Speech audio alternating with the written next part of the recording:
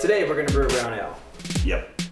It's gonna be an homage to two of our favorite beers, Columbus Nut Brown and Face Down Brown. We're gonna call it Face Down Nut Brown. Kind of modeled the recipe after Moose Drool. Right. They had a lot of good information on their website. I'm really excited for it. So we're brewing a brown ale. What's a brown ale? We'll talk about that here in a second. While we're talking about it, we're gonna drink a brown ale. This is the Highwire Brewing. It's based out of Asheville, North Carolina. Bed of Nails brown ale. They're saying the dry finish allows the flavor of toffee and dark fruit to shine through. This is a 6.1%. Where are we gonna be? But right around a little under 5 probably. Okay. Well, cheers to beers. Yeah, cheers. Brown ale. Okay, what's a brown ale? Style guidelines for brown ale. Coming out of the Designing Great Beer book. Original gravity, 1040 to 1055. IBUs, 15 to 35.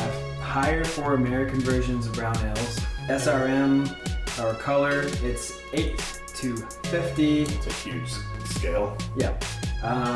ABV, 4 to 5.5. What's a 6.1?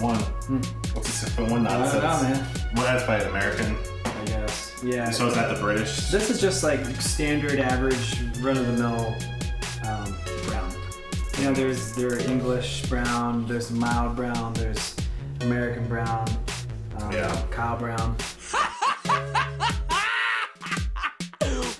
Brown ales, historically, I think it's called anything brown that was brown. Bridging the gap between your standard ale and That's porter style, yeah. Cool. It's kind of in between, I guess. I really like brown ales. So grains, what do we have? Pale malt, Yep. a little bit of Crystal 60, Crystal 80, Yep. chocolate malt, and black patent. Sweet. We'll have the full ingredient list on the website. Yeah. Oh, big announcement. Big announcement. Big reveal right here. We have buckets. We sell buckets now. We're in the bucket business. We're in the bucket business. I never thought that I'd be able to say I'm in the bucket game. No. We're in the bucket game. Yeah, so those will be on our website. Trying to do this without making a huge mess. This is like one of those like dog food containers. Exactly what it said on Amazon was dog food. Yeah, sealable dog food containers, which keeps your grains nice and fresh. So that was all of our base malt. As you can see, it's quite a bit. Like it's maybe here in the bucket. These are our specialty malts. Yep. Just look at them grains. Ooh, Really nice. look at them grains.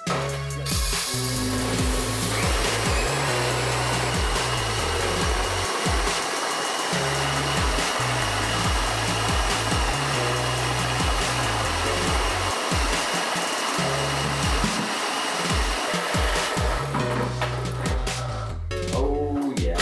Tell you what, this is one high quality bucket. That is nice. You know how I can tell? That's perfect. Nothing's leaked out of it. It's doing its job perfectly. Hell of a bucket. I don't know if we've shown like our grain crush at all. Should we show the grain crush? Probably. Let's scoop some out with a bowl. Emmett wants to show you how he crushes. Yeah, so I have our gap set pretty tight on our mill. Like really tight on a credit card, which is what I usually use. Tight on a credit card.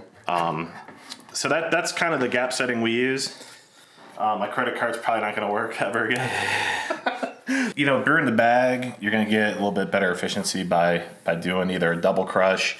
I just tend to do a single crush, but pretty fine. You can see that there's a little bit of flour. I've got a few questions about that, so I figured I'd show the crush that we're using. You could also, if you buy your grains at a homebrew store, you could have them double crush them for you. Most places are pretty cool with that because they don't usually want to adjust their gap. So if you do it twice, you'll get a pretty fine crush too. Yeah. So, all right. Time to add the grains.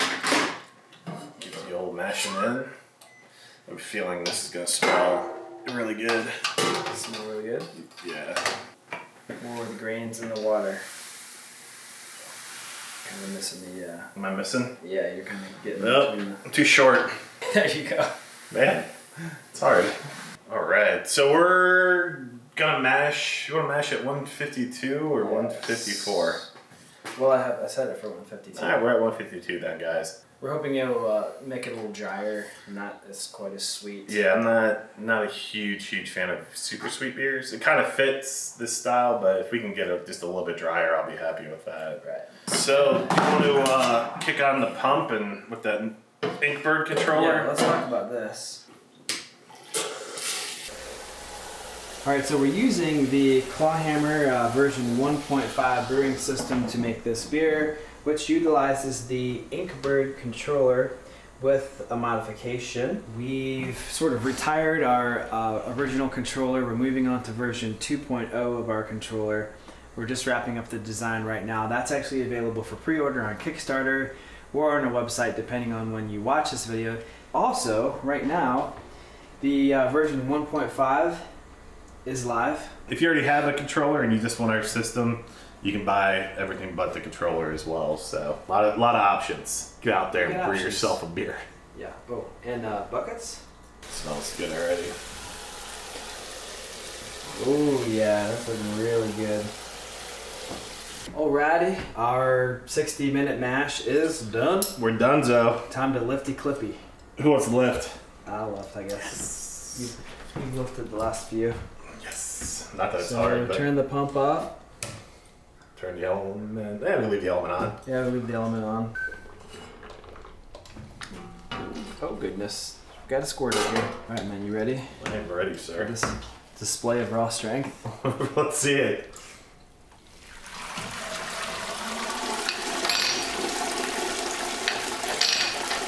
Oh gosh. Am I going? There we go. Rest milk? Just like hair. 2 No, drops. Two dude, drops. come on, that was from something else. Let this do its thing. Yeah, we'll Drain let this- out. Some folks love to squeeze like every last inch of water out. We just let it drain for like 5-10 minutes, and it's pretty good and dry. So that works for us. What we're gonna do? We gotta bump the temp up on this thing, right? Yeah, I just bumped it up. Oh, you bumped it up. What'd you do? I bumped it to 252. How did you do that? Because I just wanted to. If you go to up, Oh, and then you can. you just select the number and then. Yeah, so it was at 152, and I'm lazy, so I just put it to 252, Okay, sure. which is above boiling. Yeah, so. essentially just like 100% of power. Yeah. All right, this guy's been draining for 10 minutes. It's pretty darn dry. Let's just go. I like to give it a side tilt. And then, Side tilt, man. Very pro. and then put it here. You get a little bit more dripping, but not much. And then take the hooks out. Simple enough. Got a pre-boiled gravity sitting over there chilling down. And what I like to do is put our hot basket in. It's a good spacer while I'm bringing it up to a boil, and actually while I boil, and then put the lid on. That way you get a little bit of space, the steam can escape. And we don't have issues with DMS or anything like that. Our beers come out great. Yeah, the naysayers, the haters gonna hate. Like, Haters gonna hate. This is gonna ruin your beer, but in our experience, and we've brewed lots of beers. Yeah. Come by and have one. Actually, don't. You're not invited. So we're gonna come back once this comes up to a boil and start our hop additions. Oh yeah. See you in a few. That was a terrible spin. That was not the best spin. Seen better spins, man. Yeah, that was awful. 1044. 1044. We put a thermometer, took a reading at 75. So I just put it into calculator Because our hydrometer is is calibrated for 60 for 60 degrees. Fahrenheit. So I did the conversion, and our pre-boil is 1046 after the conversion. All right, we are up to a boil. So our 60-minute boil has just begun, and we're gonna add our first hop addition, and we're gonna do 0.6 ounces of East Kent Golding. So there's our 0.6 ounces of East Kent Goldings for our 60-minute addition. And I'll set the timer for 30 minutes. We'll come back and do our next addition. 30-minute addition. 3-minute addition. We're gonna do 0.8 of an ounce of Willamette. And then there's just one more addition. It's 15-minute addition. All right, so my alarm just went off for the 15-minute addition. Ounce of Willamette, and then we got a Worthlock tablet. So we're just gonna add both of those.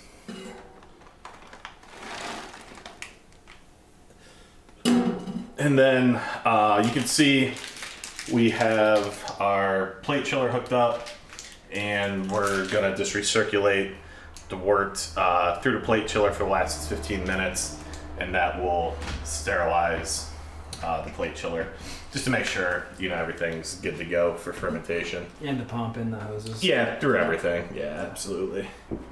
Boil done. Boil's done. Yeah, so 60 minutes is up, and we're gonna go ahead and turn the cooling water on. Okay. We're just gonna recirculate through the kettle, and then we'll monitor the temperature on this. Exactly. There's no on-off switch on the Inkbirds, so you can't just turn the element off. For the element, yeah. Yeah, so we're gonna just turn the temperature to 0. That should solve that problem. We're gonna change the way we cool the beer and put it into the carboy, depending on the size of the chiller that you're using and the temperature of your groundwater, which is oftentimes dependent on the time of year, your location, etc. You may have to circulate wort through the chiller more than one pass to get it down to the 65, 70, whatever temp you're shooting for. What we've been doing here recently is circulating the wort through the chiller back into the kettle, and we're using the controller to monitor the temp of the wort. Once we get down to the ideal pitching temp, in this case it's going to be what, 65? Yeah, I think 65. We'll just turn the chiller off actually, because the whole thing's cooled down to 65, and then we'll pop it over into the fermenter. If you have a larger chiller or you have cooler groundwater, you can install a little adapter on the output of the chiller, which is available for sale on our site if you want one of those. We used to sell those with the kits. We priced them accordingly. We've now backed that out, and here it is. We're making it just an option. So anyway, we're not going to use this in this. This doesn't come with the current version of the kit. If you want it, like I said, you can get it. It will save you a little bit of time, and it is useful in certain situations. We're not using it today. You use a fair amount of water while you're chilling. There's several options. You could, if you're brewing outside, run this in your garden, water some plants, water your yard or whatever. What I'm doing is I'm running it into our fermentation bucket. You do need to sanitize your buckets and everything you're using for fermenting and all that stuff. So I'm going to make up a 5-gallon batch of Sanitizer Solution, and I'm going to use the water that we're outputting from the chiller to do that, just to be more efficient with the way we use the water. So we're gonna do an ounce for 5 gallons, right? Yeah. Got an ounce? Yeah. Okay. Where's the bucket? Cool. Bucket's down here. Man, we got some blue looking water. Yeah. Perfect. Cool. We'll stir that up. Airlock parts. What else do we need to sanitize? Anything? I like to sanitize the lid grommet. If you're using a bucket and you have a lid grommet, Okay. toss that guy in there. Other than that, I think we're pretty well sanitized. Oh yeah, these are freshy buckets, man. You gotta break the seal. break the seal. These buckets are not for weaklings Nope. or amateurs. Once you get the first course started, it makes it easy. There you go. And then these make a really nice seal. They got a nice gasket in it. Can you like push it down in there? Will it go? Oh yeah, there you go. Give the old 1-2 right Little there. Dunkaroo. Look at that flex on that bucket. Man, that's just some flex. That's some bucket flex right there. That's what you want to see. That's what you want to see in a bucket. Trust me. I know. I sell buckets. Cool, Business man. papers. Papers? Business papers? Yeast. Put that in some sanitizer. Bucket's been sanitized. Scissors. Need to be And sanitized. then sanitizer. Alright, so we chilled the kettle. We're at 64.6. I have the fermenter set to 66. It'll warm up a little bit as active fermentation starts. So we'll give it the old transfer. Step 1, turn the pump off. Step 2, turn the pump on. Yep. All right. Blast away. Oh, look at that. It's got a nice color. Nice and brown. I think what we're after, brown. Imagine that. Get that last sip out of there. Yeah. Perfect. Cool. What's left we use for our hydrometer sample, and that's usually what we leave. You don't want to. I mean, it's pretty clean with the hot basket, and there's not a whole lot of tube down there. I would recommend waiting until at least your 20th brew day before you try this pro move. That was pretty good, man. I mean, I figured that was gonna spill, yeah, so. not bad. Oh, I can see him floating. Perfect. I like that. So our sample is at 65, 66 probably, Yeah. and our hydrometer's calibrated for 60. Give that guy a little spinny spin. And we'll see where it lands. Hoping for 1050, 1052 is my goal, pal. Man, it's looking 1052 to me. I'm gonna call it 1051. Yeah, it's definitely gonna get 1051 1051. on the hydrometer before temp correction. We're at 1051. If it's 67 degrees, it jumps up to 1052. So we're 1051 and a half. Yeah. We'll just call it 1051. We'll call it 1051. Yeah. And I'm happy with that. That's Yeah. what I was looking for, so. All right, cool. Okay, before we add the yeast to this, we're gonna need to aerate it. All right, we're gonna add the lid and then aerate it, and then we'll add our yeast. And with these lids, just get started, and then you can just work it around. And There you go. they make a super tight seal, which is nice as a gasket. You pretty much need. That's what you want in a bucket. It is. You need a bucket removal tool to get these lids off. Pretty much with any fermentation bucket. We're just gonna aerate this the old-fashioned way. And then let's give it the old, Chicken root.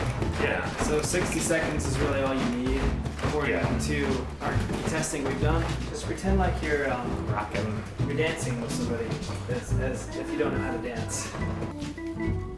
Oh crap. Went a little deep. Whoa, Went a little deep. Whoa, what is going on? Went a little deep. Sometimes I go too shallow. Alright, cool. Very cool. Alright, so we got our grommet. Got the lid back on here. Put the grommet in there. Oh yeah.